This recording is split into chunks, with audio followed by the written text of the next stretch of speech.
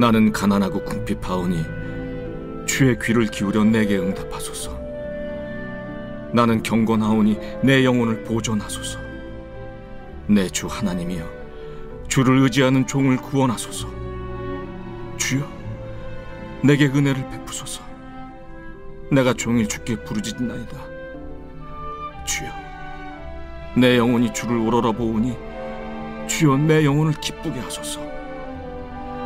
주는 선하사 사죄하기를 즐거워하시며 주께 부르짖는 자에게 인자함이 후하심이니이다.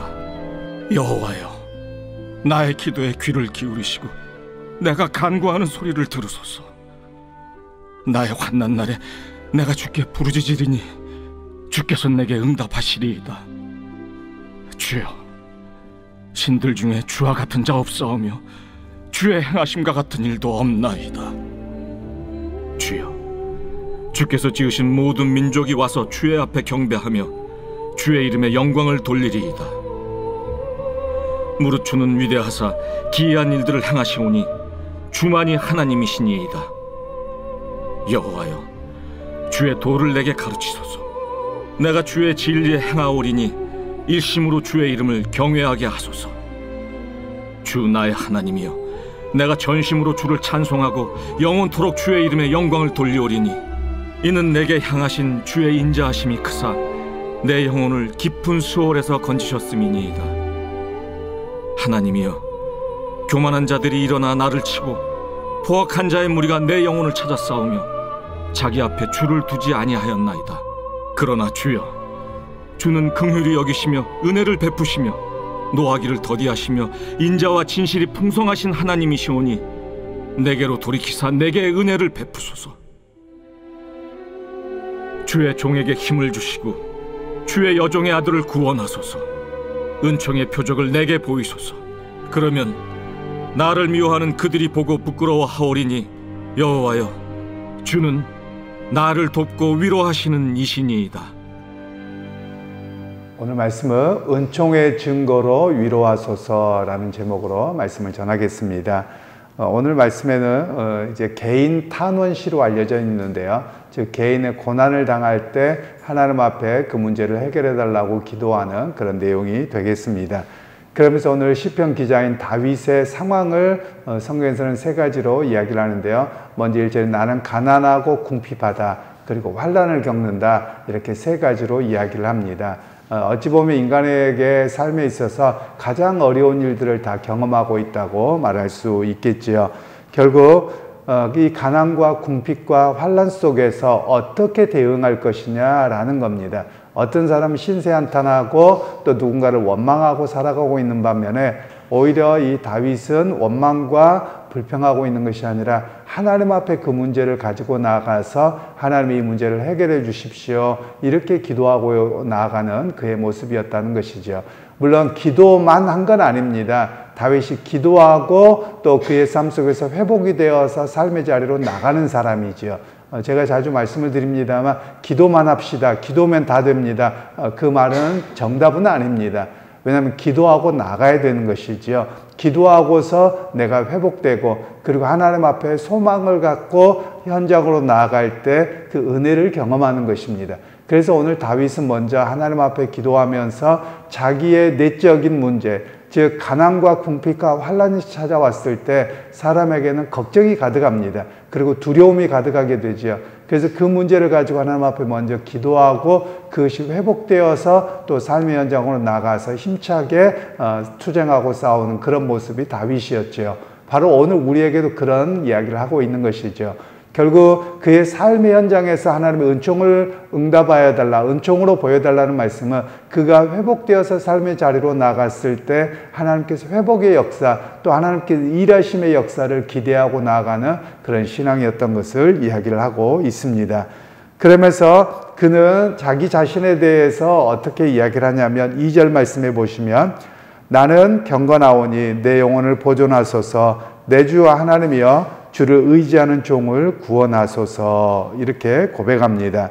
즉 먼저 그가 초점을 맞추었던 것은 어디냐면 하나님과 자신의 관계입니다. 즉 나는 경건하다는 말은 하나님 앞에 내가 지금 신실함으로 나아가서 하나님 앞에 내 자신을 온전히 바라보기 원합니다. 이 고백이 여기에 있죠. 사실 우리가 기도할 때 해야 될 일들이 그겁니다. 기도할 때 자기 자신을 보는 겁니다. 우리가 많은 경우가 기도가 뭐라고 할까요? 내가 원하는 것을 바람에만 이렇게 멈춰져 있습니다. 이거는 바른 기도의 모습은 아니고요. 그건 타종교에도 다 있는 겁니다. 그러나 기독교에 있어서 중요한 건 뭐냐면 이 기도를 통해서 하나님과 나와의 관계를 바라보는 겁니다. 그래서 하나님 앞에서 자기 자신의 모습을 보고서 하나님 앞에 나아감, 그리고 하나님과의 관계가 바르게 세워져감이 바로 그런 의미에서 바른 기도의 모습입니다.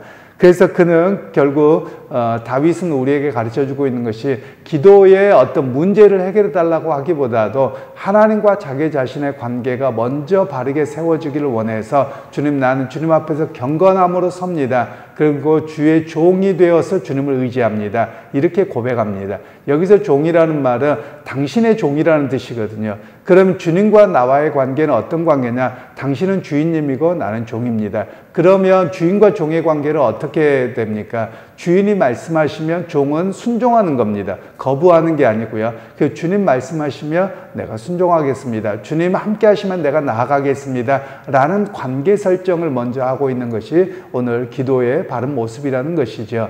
그래서 여러분 오늘 우리가 기도할 때도 마찬가지입니다. 기도할 때 내가 원함을 바람보다도 하나님, 나와 하나님의 관계가 먼저 바르게 서기 원하고 그 가운데서 하나님이 내게 은혜를 주시고 나와 함께 하시면 내가 바른 자리로 나가겠습니다. 비록 그 길이 고난의 길이고 험난한 길이고 배고픔의 자리고 환난의 길일지라도 내가 주님과의 관계가 바르게 서면 그걸 감당하게 됩니다. 그리고 그 가운데서 하나님의 일하심을 보게 되거든요.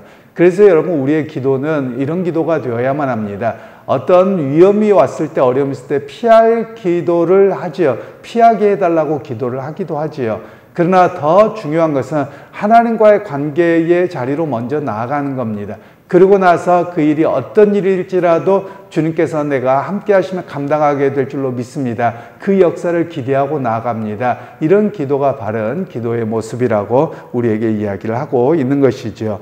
그리고 이제 그는 어떻게 하느냐면 3절 말씀에 주여 내게 은혜를 베푸소서 내가 종일 주께 부르짖나이다.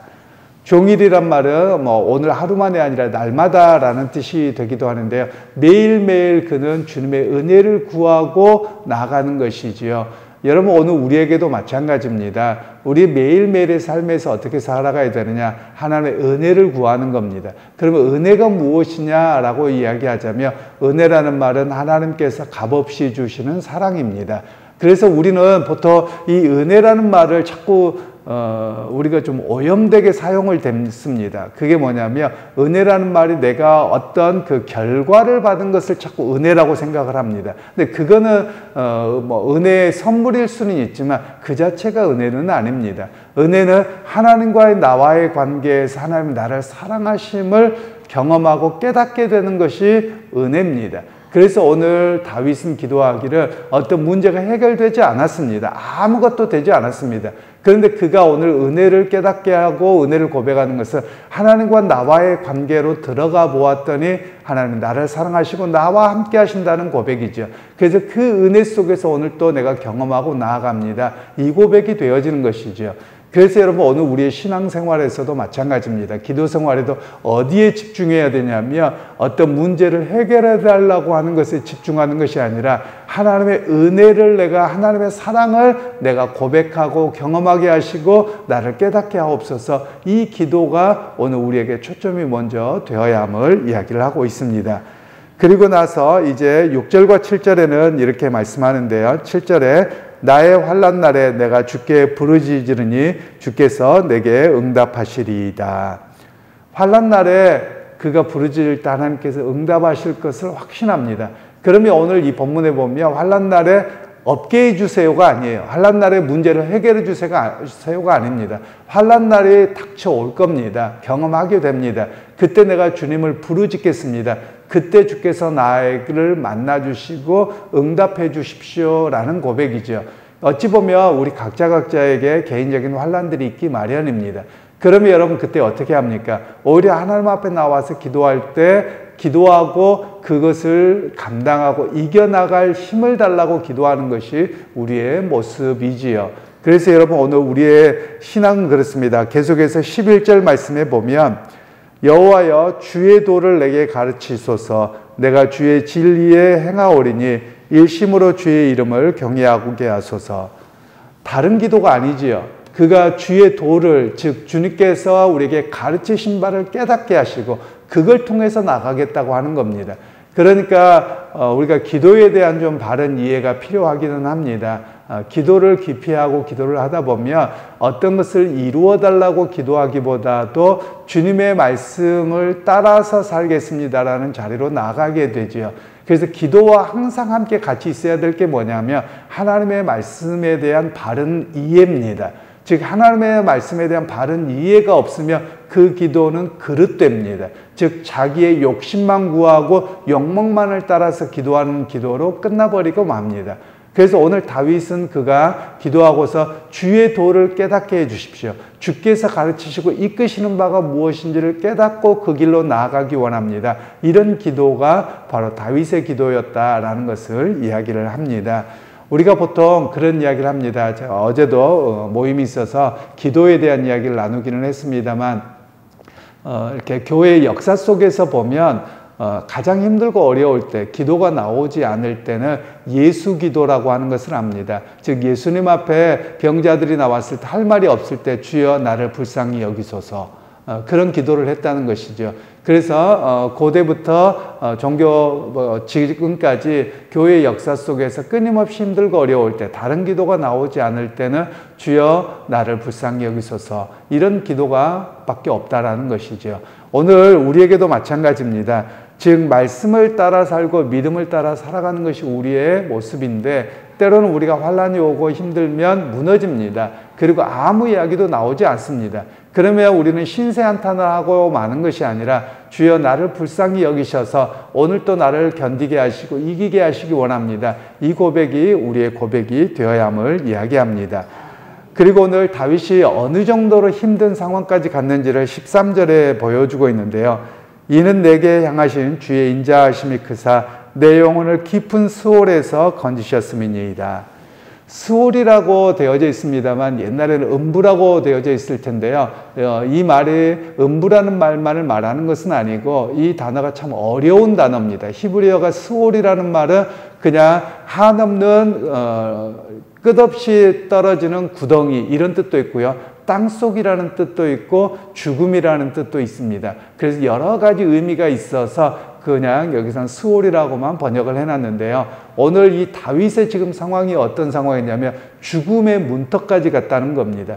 즉 죽음의 문턱까지 갈 정도로 내가 내몰렸는데 그 가운데서도 주의 인자하심이 크셨다는 겁니다. 그래서 거기에서 나를 건져 주셨다는 겁니다. 그러면 주님의 인자하심이 뭐냐라는 말은 한없는 은혜 또는 하나님의 신실하심입니다. 하나님께서 신실하셔서 내가 하나님과의 관계로 먼저 나아갔더니 그 죽음의 문턱 속에서도 나를 건지셨고 회복시키셨습니다. 라는 고백이 여기에 담겨져 있는 것이지요. 그러면서 마지막 17절에 보시면 16절 17절에 이렇게 말씀하지요. 내게 돌이키사 내게 은혜를 베푸소서 주의 종에게 힘을 주시고 주의 여종의 아들을 구원하소서 은총의 표적을 내게 보이소서 그러면 나를 미워하는 그들이 보고 부끄러워하리니 여호와여 주는 나를 돕고 위로하시는 이신이이다. 지금 다윗이 어떤 상황이었냐면 다윗이 쫓기고 있고 그런 상황이었습니다. 그런데 그의 기도는 저 인간들 다 싹쓸이해버려 주세요. 이렇게 하지 않습니다. 오히려 주의 은총의 증거를 보여달라는 말은 이 환난을 벗어나게 하는데 오히려 그들의 어떤 공격이나 이런 것으로부터 피하게 됩니다. 그래서 하나님 이것을 통해서 저희들로 말미암아 내가 은총을 경험한 것이 드러나게 해주십시오. 이렇게 기도하고 있는 내용이죠. 그러면서 오늘 우리에게 기도할 때 어떻게 해야 되느냐, 우리의 삶 속에서 어떤 문제가 생겼을 때 그 문제를 갖고 사람이나 환경과 싸우려고 하지 말라는 겁니다. 우리가 해야 될 방법이 무엇이냐면 응답하시는 하나님께 도움을 청하는 겁니다. 그리고 더 나아가서 하나님 앞에 은총의 표적을 보여주십시오. 내 삶 속에서 누구에게 자랑하기 위함이 아닙니다. 그 은총의 표적은 나를 위한 겁니다. 왜냐하면 내가 그 은총의 표적이 있어야지 또 살아갈 힘이 있는 것이거든요. 그래서 이 은총이라는 말은 한없이 베푸시는 호의를 이야기합니다. 즉 예를 들면 우리가 어디 지나가다가 어려운 사람이 있거나 또는 뭐 불편한 사람이 있으면 그냥 내가 도와주고 싶은 마음이 있을 때 도와주는 것을 호의라고 합니다. 그래서 하나님께서 나를 바라보실 때 그냥 나를 도와주시고자 하시는 그 호의를 내가 있기를 원합니다. 이런 고백이 여기에 담겨져 있는 것이지요. 그러기에 여러분 오늘 이 다윗의 기도를 통해서 우리가 가장 중점적으로 기도에 두어야 될 것은 하나님과 나와의 관계입니다. 그래서 하나님, 내가 당신이 누군지를 알기를 원하고 주님을 만나기를 원하고 그 가운데서 주님의 은총을 내가 경험하기 원합니다. 이 고백이 우리의 고백이 되기를 소원하고요. 여러분 매일매일 주님께 좀 더 가까이 가는 그런 믿음의 사람들이 다 되시기를, 또 오늘의 삶의 현장에서도 주님과 함께 동행하는 그런 여러분 모두가 되시기를 주님의 이름으로 축원합니다. 하나님, 오늘 또 다윗의 기도의 모습을 보면서 우리의 기도를 점검합니다. 우리는 문제가 있고 어려울 때, 환난을 경험할 때 왜 나만 이렇게 겪는 일이냐고 우리가 불평하고 원망할 때가 많은데, 오히려 다윗은 우리로 하여금 하나님과의 관계로 더 집중하고 하나님을 의지하도록 우리에게 보여주었습니다. 하나님, 오늘도 주님 앞에 더 가까이 가기 원합니다. 주님 앞에 더 가까이 갈 때 주님의 은혜를 경험하고 또 삶의 자리에서도 하나님의 은총의 그런 표적들을 보게 되는 삶이 되게 하옵소서. 예수님의 이름으로 기도하옵나이다. 아멘.